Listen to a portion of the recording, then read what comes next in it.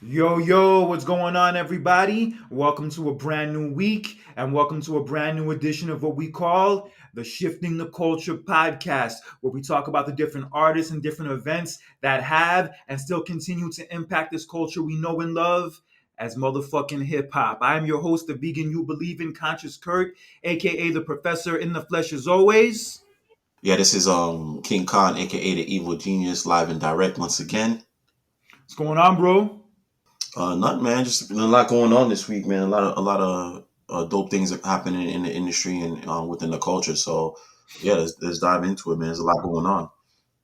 Yeah, a lot of good music to listen to. Also, I listened to that Kanye and Dolla Sign Vultures, which we'll get deep into later. But I did enjoy the album, but unfortunately, one of my favorite songs from the album was removed from it. But that's another story. But overall, good project. Definitely my favorite work of Kanye since Life of Pablo. Yeah, definitely up there. Definitely redeeming itself after the Donda albums that he dropped over the last few years. And yeah, I like the space that Kanye is in. So I'm looking forward to the other volumes of Vulture, the Vulture 2 and 3 that should be coming out in the next couple of months. If they don't get banned from being released. Yeah, that's another story. So we'll dive into that a little bit later on.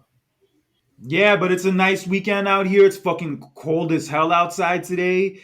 And yeah, it's looking like the last legs of winter up until spring comes around. And I'm really, really looking forward to that spring shit. That's probably my favorite season of the year. Yeah, definitely is getting much nicer.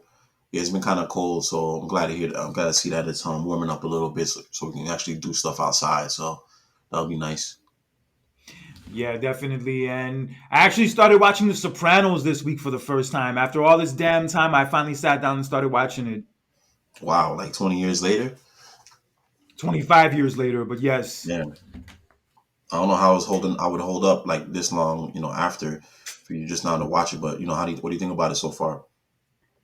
So far, so good. I'm at the beginning of the second season. It's kind of like Goodfellas into a TV show. That's kind of the way I put it. Yeah, for the most part, and it does start kind of slow, like the first season, and then it picks up. But there's definitely a lot of slow parts to it. Yeah, so I've been watching that the last few days, catching up on some music, also getting outside and actually enjoying outside. It's getting darker a lot later now, so that's been a good look. But yeah, other than that, everything's been pretty chill. Oh, that's good, man. That's dope to hear, man. All right, I know you watched that halftime performance with Usher last Sunday. What did you think? I think it was pretty dope, man. There's only so much that you can do when you only got like 13 to 15 minutes to perform, and I think he did his thing. He showed him why he was one of the he's one of the greats, and he's a legend and an icon. He showed his performance. He brought other people on stage. He showed out for ATL, which was dope to see, and brought out other ATL artists. So yeah, overall, I was definitely pleased with the performance, and Usher always puts on a good show. So it was definitely what I was expecting to see from Usher. How about you? What'd you think? Oh, it was dope. Honestly, it's one of the best halftime shows I've probably seen in recent memory. Yeah, it had everything you were looking for from his past hits to his present hits, whatever you prefer. And also the cameos he had from Lil Jon and Ludacris. Her came out briefly. Also Jermaine Dupri in some weird ass fucking outfit, but that's another story. Yeah, yeah. I don't know what he was thinking with that outfit. Yeah, but whatever. His clothes, his money, his choice. But the one guest that stood out the most probably was Alicia Keys. And him and Alicia Keys were getting awfully friendly towards the end of their set together, which had everybody talking about it the next day. And one person who was actually very vocal about it was Swiss Beats, Alicia Keys' husband. And he basically said, I don't know why y'all are trying to make a big deal about this and making this all into some negative thing. And that kind of pretty much summed it up for me in the sense that if he's not mad about it, nobody else should be mad about it. But I will say the memes have been fucking priceless. Fucking priceless. Yeah, they have been. Yeah, and like that's what Usher does, man. He just goes out there, and that's part of his show. So he's definitely gonna push the envelope as far as like with other people's women. So he just does just the act that he does. But it's fun. It was entertaining, and I wouldn't read too much into it. I just feel like it's just Usher being Usher. I've even talked to some people at work who kind of felt like what he did was disrespectful, knowing that she's married. And I just said to myself, like, yo, it was a performance. It's like no different than an actor and actress who play husband and wife on a show, but then when they're off the show and they're not filming, they go back to their own husbands and wives. It's fucking entertainment. Yeah, I'm sure they're friends. I'm sure they have a good relationship, and like they're entertainers, man. At the end of the day, so they're just performing, and they just put on a good show for everybody, and it did what it was supposed to do. Everybody's still talking about that moment, so I don't read too much into it. I don't think it was really disrespectful. I just feel like that's just Usher, and this is the way that he is, and his like I guess character or his persona that he has. So, I didn't really look too much into it. I didn't think it was really disrespectful like that. People on social media reading too deeply into things and blowing shit out of proportion. Holy shit, I've never seen that before. People are always looking for something to be mad about or make a big deal about. But yo, just enjoy the show. I know I definitely enjoyed the show, but I will admit, at that part in the performance when he was hugging up on her, I just said to myself in the back of my head, damn, I wonder what Swiss Beats is thinking right now. Just as a joke. I just thought about that as a joke. And then lo and behold, the next morning, that's all everybody's talking about. Yeah, of course. Yeah, people are gonna run with that, but yeah, I don't feel like he touched her anywhere where he wasn't supposed to touch her. He didn't kiss her or anything like that. So man, it's just a performance, and it got people talking, and it was just a great show overall. Yeah, and why the fuck would Usher like do some inappropriate shit like that with everybody watching, especially considering the fact that he just got married the day before? Yeah, and it's not like some Janet Jackson, Justin Timberlake performance. So it wasn't. He didn't do anything like that, pull a titty out or something like that. So I think it was fine. Yeah, it was a fun performance. Although I did hear afterwards that they actually used to date back in the day, like before. But whatever, that's ancient history. And yeah, it was a great performance. And one thing I did like was with Usher, Lil Jon, and Ludacris, how they were all dressed up like the fucking dodgeball team, Globo Gym from the movie Dodgeball. Shit was funny as hell. Yeah, yeah, it was pretty dope, and I like how they did the roller skating thing. With the Oh roller and yeah, everything. That was pretty dope as well. That was a dope part of it as well. yeah. Dope shout out to the city of Atlanta because that shit's a big deal out here. Yeah, for real. So he definitely represented for the A, and yeah, it was just a dope overall performance. And yeah, I love the marketing what he did. He did the Super Bowl performance. He dropped the album, and then he's going on tour. So everything, and he's getting married. So everything kind of happened all at the same time. So it's dope to see Usher finally get his flowers, a lot, much deserved. And yeah, he definitely deserves all the accolades and all the praise that he's receiving over the last few weeks. Yeah, definitely. And I also heard the album, and yo, it was dope. I will say it was the best album of his I've heard since 8701. Yeah, he bodied it. Yeah, it was definitely a dope album. You forgot about Confessions. Didn't Confessions come out after 8701? Confessions, I liked it. I didn't like it as much as 8701, though. I don't know. I think Confessions was better. It had a lot more hits and a lot more songs on there. Just because it has more hits, that doesn't make it better. I don't know, but I just felt like Confessions was a better album. But I would say that it's the best album since Confessions, I would say. Fair enough. And I felt like it started kind of slow. Well, it started all right, but I felt like the second half of the album is much better than the first half. So if you get people who don't listen to full albums, they just go off of the first few songs, and then they come up with a review saying if they like it or not. But if you listen to the whole album is pretty good, and I would say definitely the second half is much better than the first. Agreed. Yeah, it really picks up in the second half. But there's this one song he has called Girl on the Side. And I just listened to the lyrics. I'm like, damn, this is some real douchebag shit. I don't even know if I can even like this Yeah, song, but damn, it's still good.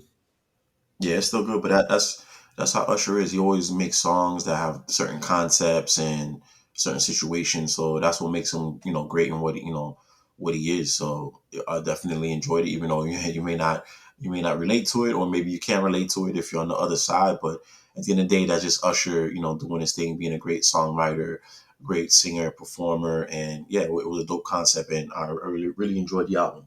There was some good joints on there. Yeah, one of those songs I liked was that song Big, where he's like, when I was a kid, when I went to McDonald's, I would never get it small. I'd always do it big. Yeah, I knew you would like that that reference, but yeah, that was a funny, interesting song. I wasn't expecting that, but I could see that definitely turning into a single later on down the line. Also, I Am the Party. Yo, he bodies that one. That's like the ultimate smash song. Yeah, that's definitely a dope slow R&B joint. So yeah, there's a lot of joints on there. He has dance songs, he has like slow songs, he has concepts, he has singles, he has a nice, good features. So yeah, it's a overall dope album. Can't be mad at it. Mad at it.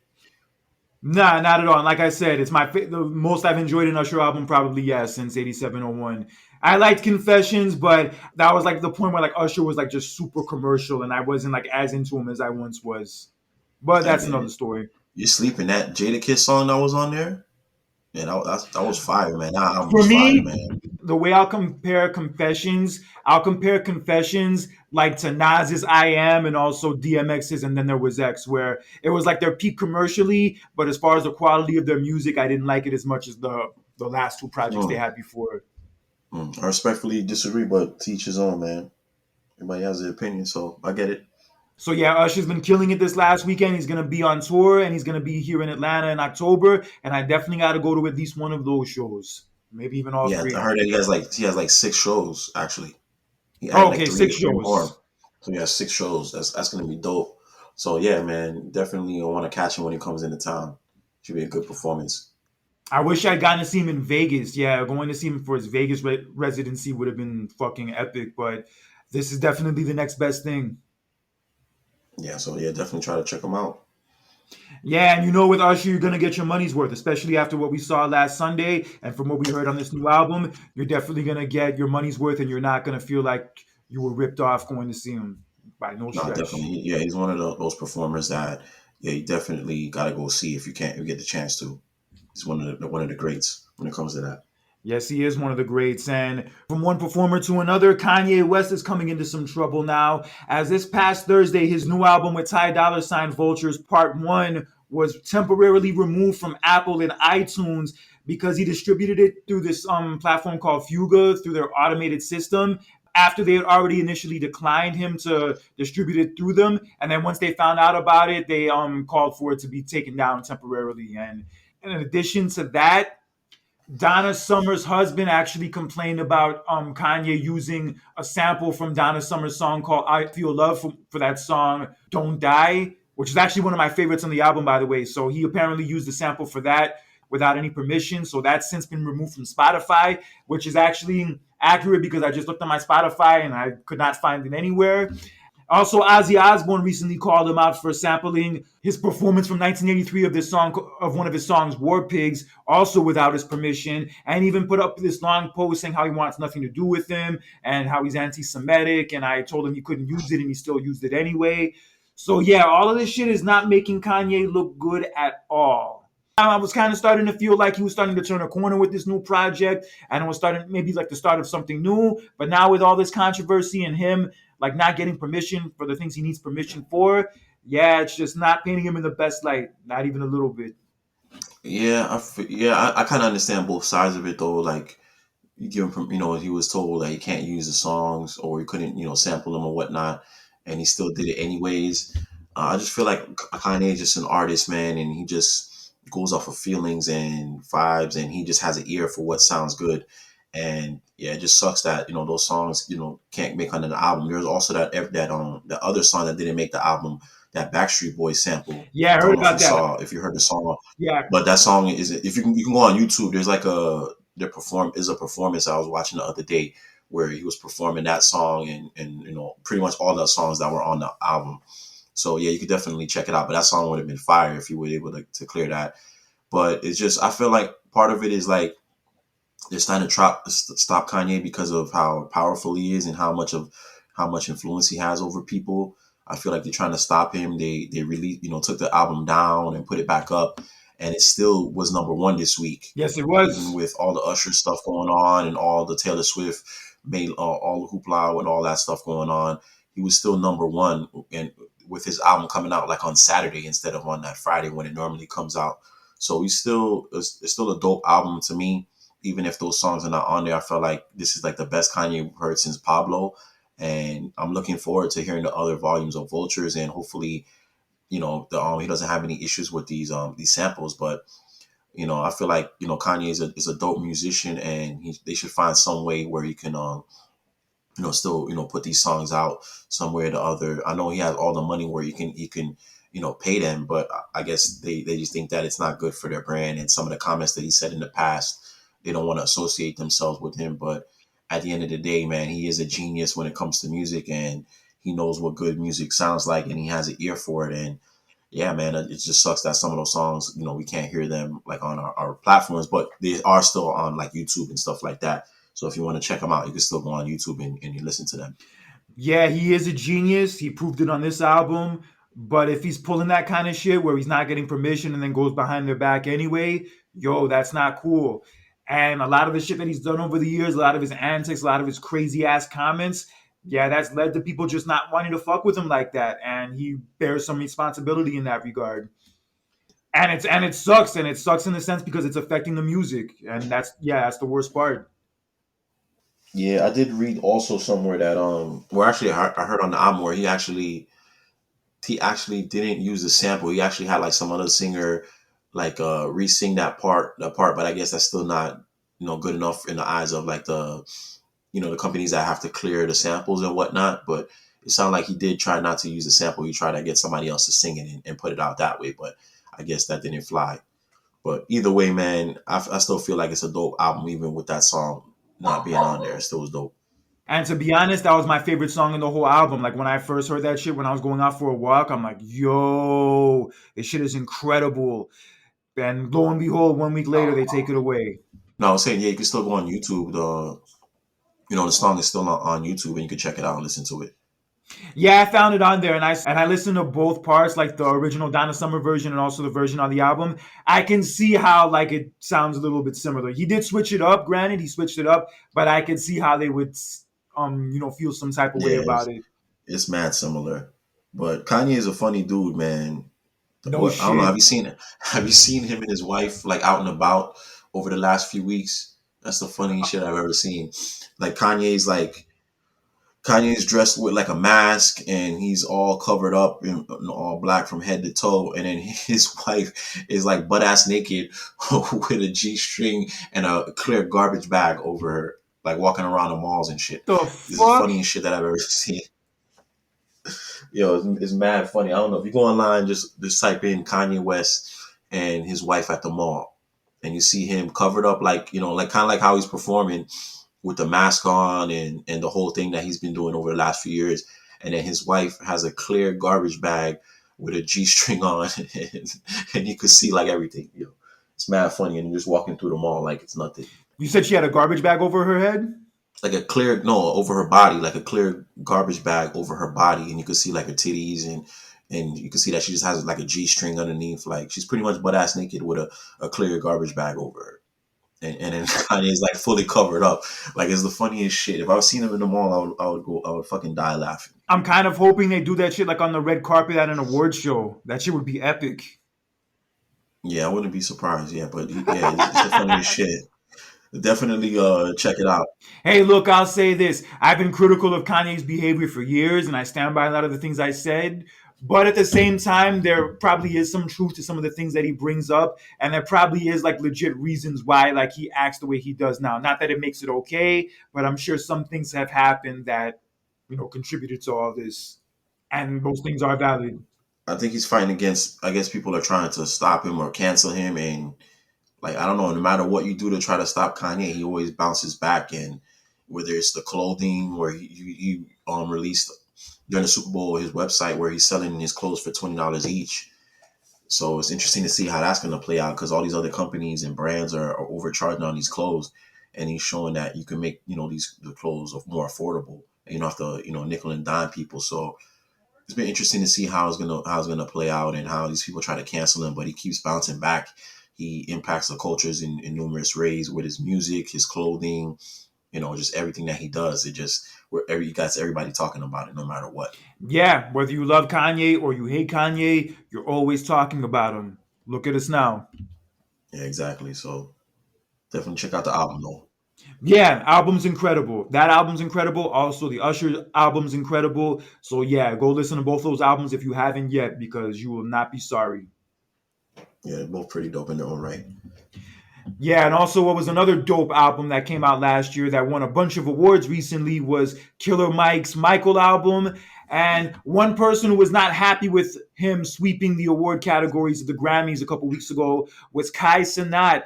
And he went on to say that he didn't even know who the hell Killer Mike was. And he was mainly upset at the fact that Killer Mike beat out Travis Scott and also Drake and 21 Savage. So that might have been like a reason why he felt the way he did about it. But damn, how you gonna call yourself a hip hop head and not know who Killer Mike is?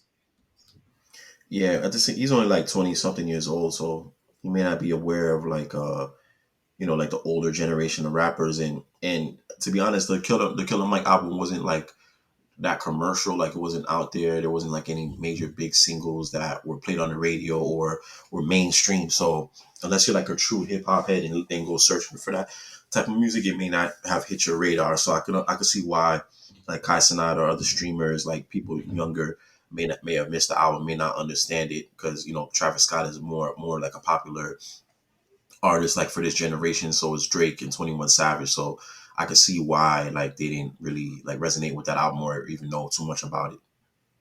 Yeah, and Killer Mike was recently on the Breakfast Club and he actually responded to Kai Cenat's criticisms. And he basically said, shout out to Kai Cenat. And in all honesty, bro, I didn't know who you were either. Wow. I'm sure he knows who he is. Everybody knows who he is. Even my son knows who Kai Cenat is. He's all over. If you see his face and you'll know he's been very out and about and everything pretty much. He was even in the All-Star celebrity game the other day and in the slam dunk contest last night. So he's pretty popular and his face is well known, I would say. Yeah, but that was pretty funny that he said that. I'm not gonna lie, but he wasn't saying it from a hating standpoint. He was just saying like, "Yo, shout out to you, bro. Best of luck to you. I'm happy with your success. I hope you do well." All that other jazz. He didn't really like say it like in a hater, like salty kind of way. He just responded to him in the classiest way he could. So shout out to Killer Mike for that. But one person who was not so classy with the way he felt about Kai Cenat was Joe Budden. Oh, what did Joe Budden say?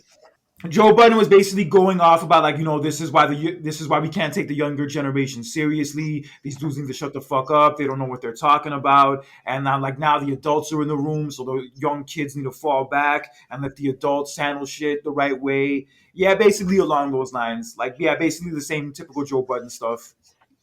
Yeah, it makes sense for him to react that way, but it's partially true. Like, yeah, they're definitely, even though the Killer Mike is older in his 40s, I believe, he's still a dope artist and he still makes music that you can connect with. You may not could be able to connect with it right now because they're younger, but the stories that he's talking about on the album definitely are impactful, and it may be something that a lot of people go through in their lives. So definitely something to listen to. Is not something. It's not an album that you should dismiss. By the way. But Kai Cenat, to his credit, he apologized for not knowing who Killer Mike was initially. He felt like, as somebody with that kind of platform, he should have known who he was ahead of time. So he owned up to that. But he did respond to Joe Budden not so kindly. And he basically said, motherfucker, I could buy your ass. Hmm. I know Joe Budden's got a lot of money as well, so I don't know. We'll see. I think they're just going back and forth and just try to disrespect each other. But at the end of the day, they're competition. They're competition for each other because they're both like personalities and they have a huge following. So I think it's just like friendly competition.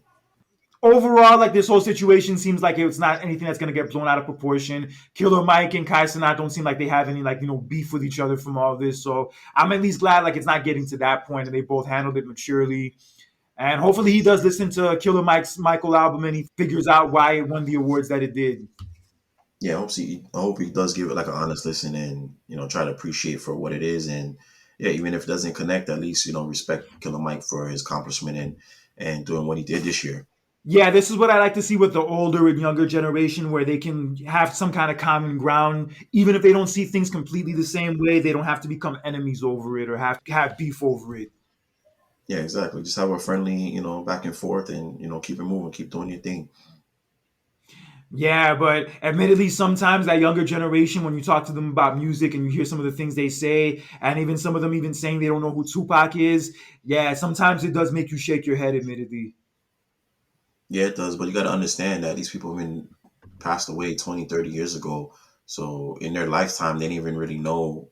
who that person was unless they seen pictures. So unless somebody like put them on or educated them about them, they wouldn't know about Tupac like how we knew Tupac because he was alive when we were growing up. Like he's been past, he's been gone for 30 years. Yeah, fair enough. But yeah, there is that generation gap in many ways, and I try to be mature about it. I try not to like be too critical on the younger generation these days. But there are certain things that do turn me off, admittedly. Yeah, I get it. It's just kind of like our parents, they didn't like the music that we listened to, and I'm sure it's just like the evolution. Now we're getting older. Now we don't like the music or connect with like some of the stuff the younger crowd is doing. So it's just part of life, man. Things change, people grow up, mature, like different things. So it's just a part of life. Yeah, bees like that. So I recently saw the video for Rich Baby Daddy yesterday, and I like the concept they went with it. It definitely wasn't something I was expecting considering the song concept, but I was surprised and also satisfied with what I saw. If only they actually had channels where they play videos like this regularly. Yeah, it'd be dope. You can still check it out on once again on YouTube. I didn't get a chance to see the whole video. I saw like bits and clips of it, but yeah, from the concept, it looked like it was like an old school, like the old school like home video type of vibe filter on the video, which was dope. And they kind of played it where like Drake was the baby daddy and Sexy Red was expecting a baby, and it kind of like went through like like they're leading everything leading up to the birth of the baby and whatnot. So it was a dope experience to kind of use like the real life situation and kind of use it within the art. So I like that. That was a dope concept and how they came about putting it together. But yeah, definitely need to go finish checking out the whole video after this though. Yeah, very creative. I fucking love that song. That's honestly one of the few songs from that album I actually like. And yeah, that song really gives me Freaknik vibes. Yeah, Straight up Freaknik yeah, vibes. definitely a song you want to play when you're in a party zone. You want to turn up. That song fits in well with Tootsie Roll, Whoop Whoop, There It Is, all that jazz. That's exactly what that shit reminds me of, and I love it. Yeah, I'll say like a modern version of those type of songs. Yeah, I get that. Yeah, it's my kind of vibe, bro. Like those kind of party songs, like those songs like that are the songs that make me want to go out to a party, go out to a club. And like that's the kind of energy with some music that I've kind of missed over the last few years. So hopefully they can put out more music like this that gets me like in that kind of vibe. Cause yeah, I fucking miss that shit. On that Kanye album, that paid song is pretty dope. I can see that being played like at parties and clubs and whatnot. The song, I'm just trying to get paid. Oh yeah, definitely.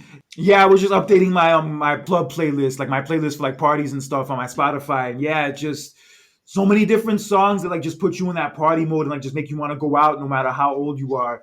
And yeah, like that kind of music is music you need to listen to more often because it just puts you in that right headspace and that mood to just party and live life. That's the best way I could describe it. It puts you in the mood to just live life. Nothing wrong with that. Yeah, there's different music for different things that are going on. Yeah, if you're going through a breakup, you can listen to some R&B. Or if you want to go party, you can listen to dance music. If you want to listen to some lyrics, listen to some conscious music. So there's a lot of different you know pockets within the culture that you can listen to just based on the vibe or what you got going on that time at that time. Yeah, definitely. I'm not big on like nightclubs anymore or anything like that, but like a nice lounge, nice bar. Yeah, that shit is always a good vibe, especially when they play that kind of music. Yeah, it's dope. Yeah, sometimes you don't want to go to a club, but you want to still hear listen to music and chill and drink, eat and stuff. So yeah, definitely you can definitely vibe to some of those songs. And those songs have made it when they play them at Cheesecake Factory and also Target, like most Def said. Yeah, exactly. All right, so let's get into some of our anniversaries real fast. As this past week marked the 28-year anniversary of the Fugees' second album, The Score.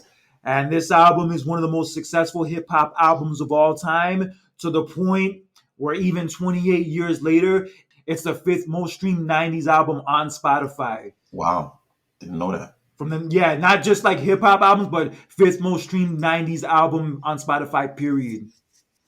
Yeah, definitely that album was very very impactful when it dropped. Yes, this album went on to go double diamond, had multiple number one hits, including Killing Me Softly and Ready or Not. Fuji Live, Fuji La wasn't number one, though. It wasn't number one on the Billboard 100. but that was like the first single that that like push the album, like when people push it where people knew. No, I get it. No, I get it. It was a hit, but I'm saying "Killing Me Softly" and "Ready or Not" were like went to number one. Oh yeah, it wasn't that as big as those songs, but it That's what still I'm trying to was say. big. That's what I'm trying to Yeah, say. Yeah, the album spawned the number one hits "Killing Me Softly," also "Ready or Not," "Fuji La," which was also a huge hit, and also "No Woman No Cry." And even the songs yeah, that weren't singles on the album were dope, like "How Many Mics," also "The Mask." yeah. There was a lot. There was Cowboys was pretty dope from what I remember. The score, the title track was pretty dope. Zealots. There's a lot of songs on that album that were pretty dope. You could play that whole album from start to finish, and it just shows you Lauren's lyrical ability, her singing, Wyclef's like way that he Production. production and the way he helped arrange the songs. And yeah, he wasn't the best lyricist at that time, but he definitely was brought his own flavor to the group. And yeah, just a dope album from a trio that's gonna go down as one of the best trios of all time. Yeah, and all went on to have success even after this, no surprise. And yeah, Lauren Hill's a fucking lyrical assassin on this project. Even if Miseducation never came out, like this album solidified her. Well, all three of them in general, but it really solidified her. Yeah, that verse on Ready or Not, she went nuclear on that verse, yo. She went in. Yeah, the song Family Business was also dope. That song, The Score that you mentioned with Diamond D, another underrated artist you probably never really heard of. That song's fire. No Woman, No Cry was the fucking Oh jam. yeah. Also, another song I remember used to play a lot that used to crack me up when I was a kid, Mister Mister. Oh yeah, that was a funny track by Wyclef singing, and yeah, it was a dope song. Dope funny track. Hell no, motherfucker. What can a quarter get you? Nothing, motherfucker. Yeah, just as a 10-year-old kid, that shit had me dying. Yeah, she was hilarious. Yeah, but an incredible project and a year full of many incredible hip hop albums. This one is definitely one of them that stood out. And yeah, won Best Rap Album at the Grammys and also was the second rap album to be nominated for Album of the Year at the Grammys, too. But that's dope. Definitely a groundbreaking and transcendent album, and still slaps to this day. Yeah, and Killing Me Softly, Lauren Hill just bodies it. That voice is just special. Fucking special. Yeah, and then the Wyclef with the one time, I remember everybody was saying that as an ad lib back in the day. Yeah, and Ready or Not goes without saying. Just the way that shit drops at the beginning, that whole submarine sound when it begins, it's yeah, you just know you're in for it Yeah, when you hear that. the video was a high budget video compared to Fuji La. Like it was like a night and day difference in terms of like the videos. Yeah, Fujila was dope. Don't get me wrong; it was a dope track and it was a hit, but it wasn't a hit the way "Killing Me Softly" and "Ready or Not" were hits. Yeah, those were like crossover, broke barrier type of hits. Yeah, when those songs hit number one on the Billboard with Hot 100, you're in good shape. And also, if you're getting nominated for Best Album at the Grammys, not just Best Rap Album, but Best Album, yo, it's a wrap. Your career is set, or it should be set at least. So shouts out to the Fugees, man. Yeah, just too bad we never got another album from them after this.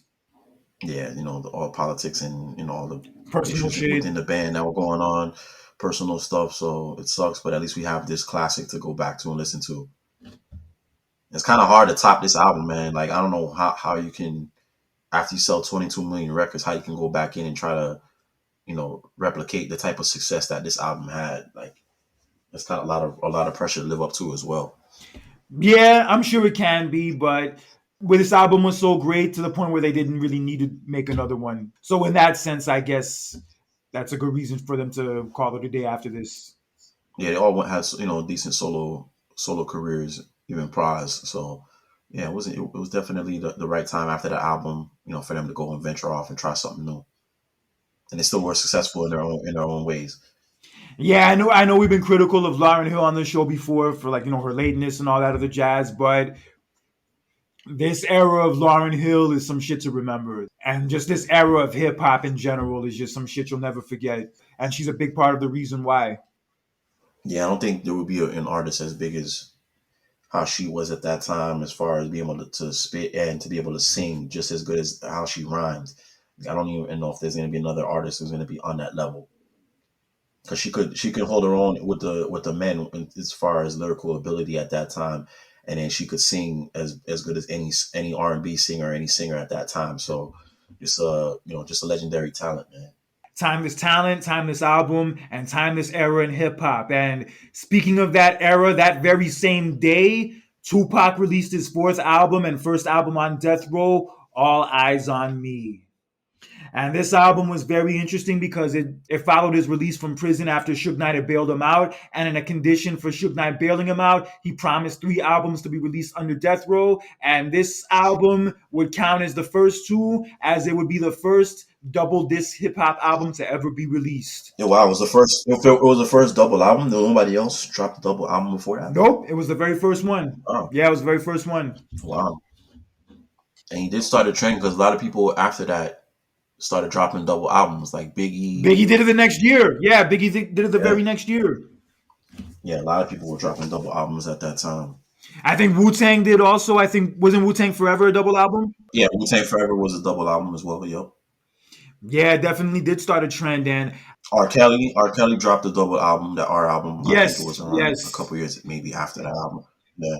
That was a dope album, man. Sorry to change. That was a dope album. That R album with the red cover and R. Kelly on the front. Remember that album? Yeah, of course. I remember it being great. Yeah. A lot of R. Kelly's music was great. It's just that I haven't been able to really listen to it since all that shit came out. Yeah. But anyways, back to Pac. Yeah, I have to say, overall, this is my favorite Tupac album. The production, the songs, how fast it goes along, even though it's a double album. Yeah, it's incredible, bro. But the one thing I did notice from it is that it's kind of a departure from his previous albums, where like his previous albums were more socially conscious and all that. And this album was like more in your face, more aggressive, more fuck you, I'm a gangster, thug life, etc. Yeah, like he gave no fucks on this album. That's the kind of energy I could definitely get from it. Yeah, man, this album has some bangers on there, man. Two of America's Most Wanted, that's probably one of my favorite Pac songs, him and Snoop. And the only song they ever had together. Yeah, I thought I could have sworn they did more than that, but yeah, definitely a classic. You can't go wrong with that. Ambitious as a Writer, that's a classic. All About You, that came out years, I want to say they came out with a video years later, but that was a dope, fun song. What else? How Do You Want It with Casey and JoJo was a banger. Shit. I kind of got sick of it because they played that song so much for years after, but that song was still pretty solid. California Love, that speaks for itself. Also, Rather Be Your Nigga. Oh shit, that shit goes so hard. I'd rather be your Nigga so we could get drunk and smoke weed all day. Yo. Mm-hmm. I Ain't Mad at You came out after he passed away, the video actually. And so crazy he gets killed in the video and he's going to heaven. Yeah, it's kind of weird how all that stuff, kind of like his artwork, kind of like played out in real life. Like it's weird how that happened because especially the timing of when he dropped that song in that video and he passed away right after. Yeah, it's very eerie. But other tracks on the album that were fire were Life Goes On, one of the few socially conscious type songs that he had on there. But that song was fire. Also, Only God Can Judge Me. Yeah, that was another one. All Eyes on Me with the non-Street Dreams beat. Well, technically, this song came out first. Well, this came out first. But yeah, that's like it could be possibly the reason why they started beefing because they kind of like went on the same beat. But they're both All Eyes on Me and Street Dreams are both dope tracks. That's like another debate I could have with like who did the beat better between All Eyes on Me and Street Dreams. I have the same debate between the Dr. Dre and Snoop deep cover and the Big Pun and Fat Joe deep cover. Yeah, they're all dope in their own right. Even though they have the same beat, they're both different but dope at the same time. And to the point where it's fucking hard to pick which one you like more. Yeah, but yeah, this is definitely a dope album and probably Pac's best album overall, yeah, I would say. Say what you want about Death Row and their reputation, but their production was second to none. We're mainly coming from Dre, obviously, but still, Death Row was on fire during this period. And having Tupac on their label at that point, that was the icing on the cake. Yeah, it was definitely a monumental album at that time. The videos, the singles, this was a very big album at that time. Yeah, and who can forget Hit 'Em Up, the diss to Biggie and Bad Boy and everything New York. Yeah, you could definitely tell Tupac was not a fan of NY from that song, to the point where I stopped listening to it for a few years because he was, shitting on New York so hard. Yeah, he was going in, but I don't think that the song was on this album. It was just like a like a single separate from the album. It was kind of a part of it to a degree, but Yeah, yeah, but like this whole album was very rooted in the whole East Coast West Coast beef and the issues with Biggie and Bad Boy. Yeah, this whole album is like very rooted in that, like, and all that shit was like really going on at the time. yeah, a lot of aggression, a lot of anger in this album.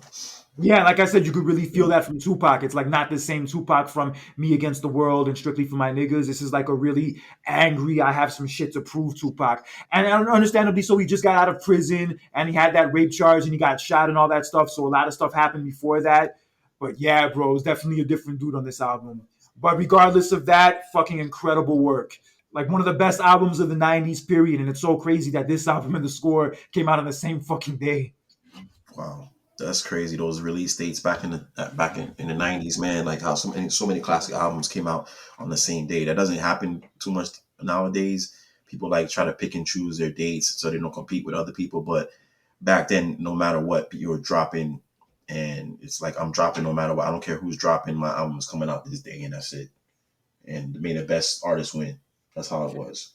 Yeah, California Love and How Do You Want It? They both went to number one. I know you got sick of it after a while, and I get it, understandably so. But damn, this has to be his best album, and definitely was, without a doubt, his most successful album, at least for the ones he was alive for.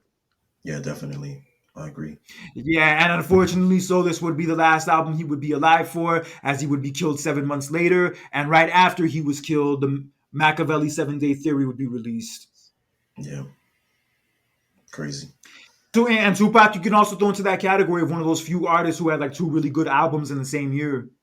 Yeah, that's true. Yeah, but I'll say I like this one more though. This album is just so fucking dope. And I have to say, as a double album, out of any double album I've heard, I would have to say this one is the best one. Yeah, it's pretty dope. Yeah, because sometimes with double albums, they could have a lot of fillers on there, songs that don't really need to be on there, and you can really just make it one album. But yeah, this is one of the few double albums that held up. Yeah, where just about every song is a banger. Maybe three or four songs that aren't as good, but overall it's very, very consistent. Yeah, but great album, great part of hip hop history, and one that will never be forgotten by these hip hop heads. Anytime soon. But shifting gears from one rapper who's passed away to another rapper who passed away, this past week marked the anniversary of the death of Big L. And he's somebody I really became a fan of about 20 years ago when I was in high school. It was so crazy that, like, for whatever reason, for all the years I've been listening to hip hop and really been into hip hop, I had never really heard of Big L until like the early 2000s, which was very strange. But when Mm. I first heard Big L, I could not fucking believe what I was hearing. Like past, present, and even future now, I've never heard anybody rap the way Big L rapped, to the point where it just blew my fucking mind. It was listening to people like Big L during that period that really made me an even bigger hip hop head as I got older. Yeah, like people like him really started to make me appreciate lyricism in a way I never appreciated it before. And it's unfortunate that he never really got that mainstream commercial exposure that he maybe deserved, and that exposure to the masses that he deserved. Because I'm telling you, bro, he was every bit as nice and every bit as dope as any of your favorite rappers, whether it's Biggie, whether it's Pac, Nas, Jay-Z, who we helped put on, by the way, Big Pun, Busta Rhymes, you name it. That dude deserves to be in that conversation. And it's just a shame that people don't know him the way they should know him, because, yo, this dude was a fucking animal. And sadly, he was taken from us too soon at 24 years old. And sadly, so was killed over something that had to do with his brother and not even having to do with him.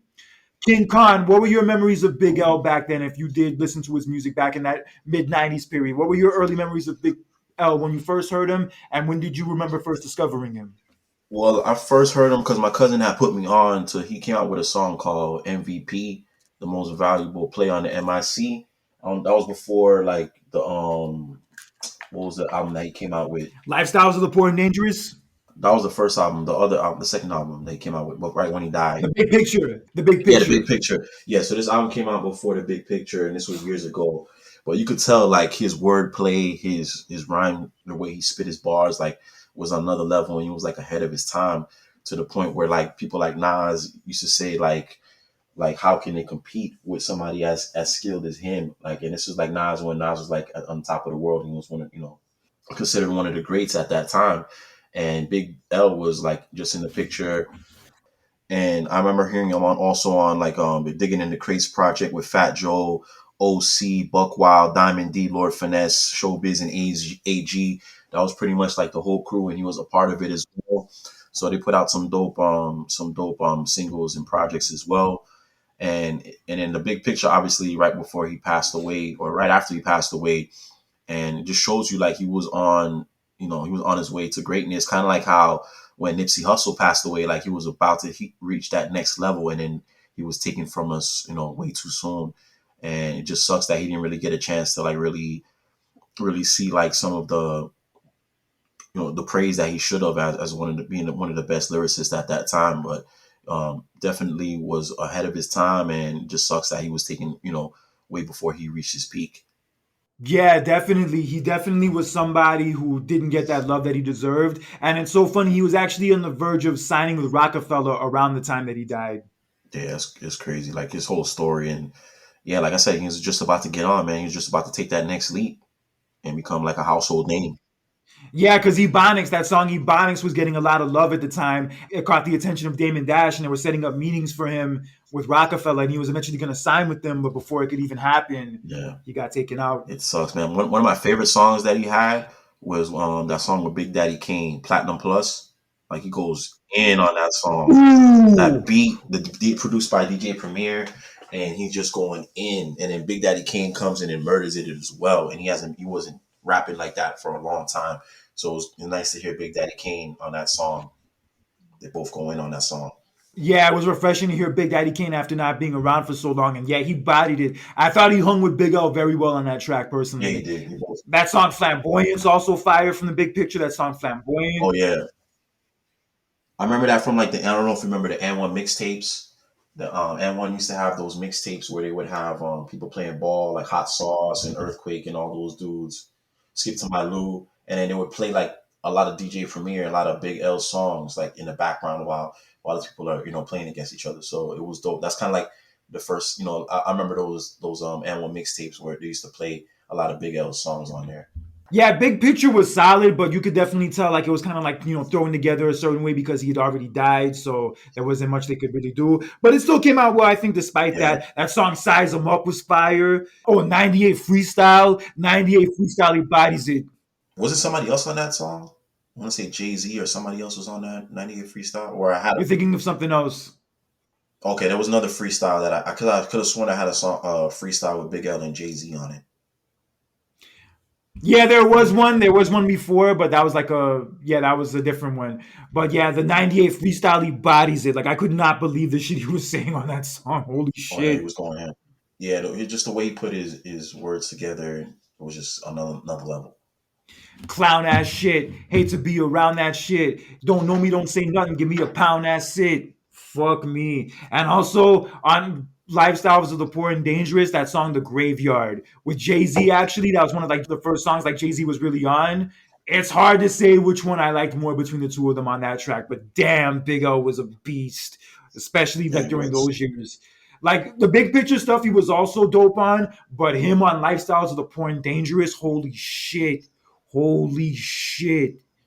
I can see why Nas said that he was scared of him back then. I could definitely see why. He was coming for everybody. He was spitting his ass off, and yeah, he could hang with anybody at that time. Anybody who was hot, he was right up there with them. Yeah, definitely. I think he would be a lot higher on a lot of people's like top 5 list or top 10 list had he like gotten more of that commercial exposure. But unfortunately, it didn't work out Yeah, that way. But regardless of that, his legacy is still intact. That dude is still one of the best to ever do it, whether he blew up commercially or he didn't blow up commercially. yeah, it's another one just gone too soon, man. Yeah, and in my opinion, the best prodigy to ever come out of Harlem. Yeah, I'll give you that. Yeah, definitely one of the best. Yeah, even Mason Cameron knew him back in the day. Yeah, even they both like used to know him. Yeah, no, I saw them on some podcast. They were talking about him. Yeah, they agreed like he was one of the best that came from Harlem. Yeah, rest in peace to Big L, one of the legends in this game. And from these hip hop heads, your legacy will not be forgotten. And we will make sure your legacy lives on as long as we have a platform like this. For real.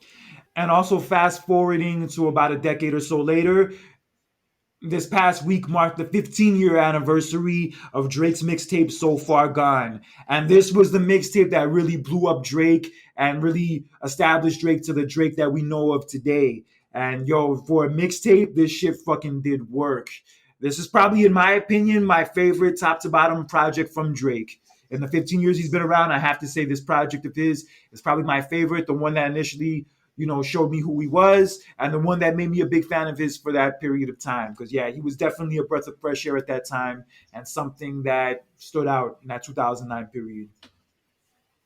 Yeah, it was definitely, this is the peak blog era, and yeah, this mixtape like had a lot of dope joints on there, and yeah, this is the first like real introduction to Drake, and this kind of like led to him blowing up and becoming who he became. So definitely important album, important mixtape, important project in his catalog, and just shows you the type of range that he had. He showed his spitting ability, his ability to make like slower R&B type of songs, and just thinking outside the box and just having different type of artists like Santi Gold on here, Likely, a couple other Art Bun B, Lil Wayne, a lot of other different different type of artists on this album. So it was just a dope project. And I remember hearing The Best You Ever Had when it first came out.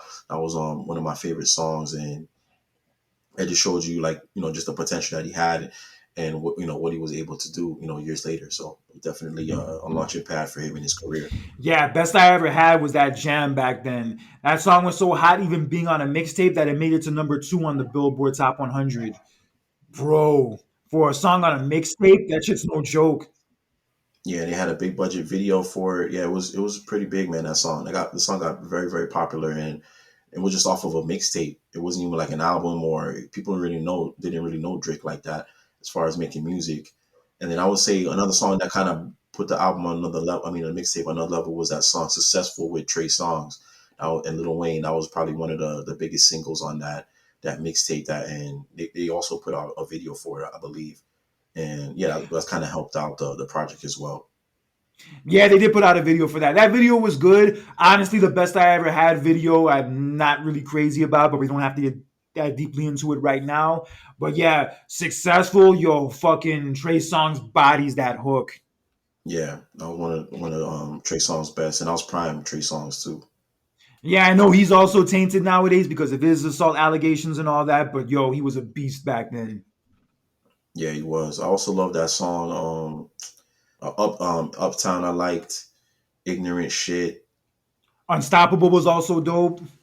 Oh yeah, Unstoppable. Yeah, there's a lot of good songs on this album.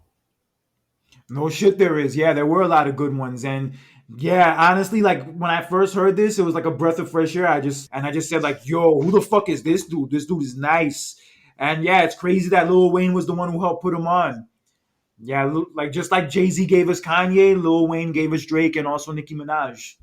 Yeah, so yeah, it was dope, man. How everything came together, and how they would form a super group and establish Young Money as like pretty much one of the biggest labels at that time. And yeah, this was definitely like the kind of like the early part and start of it. Yeah, Drake had these hits, and then they had that Bedrock song later on, Yep. which is like Nicki Minaj's like first real like major song she was on. Yeah, that song blew the fuck up, and yeah, the rest was history. And then he had Thank Me Later the next year, and yeah, just from this point on, Drake never went anywhere, and he's been around ever since. Yeah, he hasn't stopped since this album. Yeah, since this mixtape came out, he's been dropping and killing it every year with new songs, new albums, new mixtapes. Yeah, and this was the start of it. Yeah, and best I ever had was his formula to all the fucking girl songs he's had ever since, from the ones with Rihanna, the whatchamacallit, the Tear Us Apart one from Thank Me Later, the one when he's like going against like the Jamaican shower posse in the music video, that track. Also the Yeah, Hold On We're Going Home, Hotline Bling. Yeah, all of his girl tracks, all of his successful girl tracks can be traced back to Best I Ever Had. yeah, they kind of have the same type of formula. So yeah, glad that he was able to figure it out early in his career, and look where he's at now, one of the biggest and most legendary artists of all time. He definitely made a name for himself with this mixtape, and who knows, without this mixtape, who knows where he would even be right now. Yeah, facts. But this was Yeah. definitely dropped it at the right time, and this was, like I said, this was the peak era, blog era, when he was coming out. J. Cole, Big Sean, Kendrick, those type of artists were starting to come out. And I'll be honest, that year 2009, I'm not a fan of pop culture wise and also music wise for a lot of reasons. But Drake was one of the few things I did like about music that year. He was definitely one of those things about '09 that was good when there wasn't a lot to be happy about at the time. Yeah, for real. So shout out to Drake for this mixtape. I know we've been kind of critical on this show over the last few months because of his like little antics and his overly sensitivity. But regardless of that, we always give flowers where it's due, and flowers definitely deserve to be given to this body of work. Yeah, definitely. All right, so King Kong, before we get out of here, what new releases do we have to look forward to? This week has been kind of quiet because we had two banging albums that had dropped like the week before. Yeah, the singles that came out this week, we had Gunna came out with a new song called Bittersweet, where it could be taken as he's kind of talking about the situation and his relationship with a little baby now, kind of like they went their own separate ways because of the whole drama with Young Thug and all that. And then also Conway released a new song featuring Joy Badass. It's called Vertino, which is a pretty dope, solid joint. So you should check out as well. And then Schoolboy Q dropped also another single called Urine 101, which he's gearing up for that Blue Lips album. So definitely should check it out. And then Fabio Foreign dropped his album this week, which is called Pain and Love too. It has a couple of joints on there. Got Sway Lee, Meek Mill, Popcorn, which is an R&B. I'm sorry, which is a reggae artist. So some new joints that are out. So definitely check them out. On your favorite streaming platform. But there's a few joints that are out you can check out. All right, good shit. And I also heard that YSL's like defense attorney got arrested. Yeah, that's going to be interesting. That whole trial is a mess, yo. I don't know what's going Holy to happen with that shit. trial. All right, cool. So yeah, make sure to check out those projects. And also before we get out of here, King Khan, let people know how they can listen to past episodes of the podcast and also how they can follow us on social media. Yeah, if you want to check out past episodes of the Shifting the Culture podcast, visit shiftingtheculturepodcast.com. There you can learn more about the show and also listen to past episodes. And if you want to connect with us, if you have any topics or ideas for the show, or if you want to be a guest host, just find us on social media on Facebook, Instagram, or TikTok at Shifting the Culture Podcast.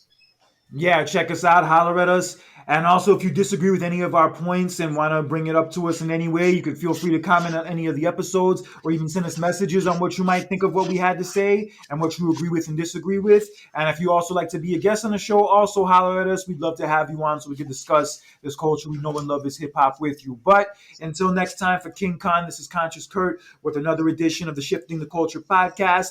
Take care. Enjoy the rest of your weekend. Enjoy the NBA All-Star game tonight. Yes, sir. And whether you're an old school head or a new school head, always respect the fucking culture. That's all I ask. Peace. Have a good one, guys.